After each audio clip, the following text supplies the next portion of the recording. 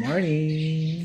So, ito na yung ating setup para sa ating controller. Ito yung binili nating accessories. So, nakaganyan na siya, guys. Yan. Hinihintay natin yung sunrise. So, yun siya, guys. Ayun, lumilipad. May bulinggit. Para siyang insekto. Ayan, meron pa siyang 5 minutes. Usually pinapaabot ko to ng hanggang 25%. Means 23 to 25%. Kasi ano lang siya, taas baba lang siya.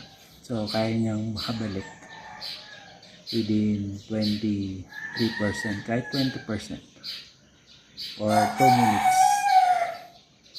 Doon ako nagbe-base sa minutes kasi kung gaano kabilis siya mapalanding. So ito na, guys, nasa ano na tayo, 26%. Malapit nang maging 2 minutes yung battery natin. Paabutin lang natin ng 10 minutes yung video. Then, magla-landing na tayo. Natira pa tayong 14% sa pag-landing.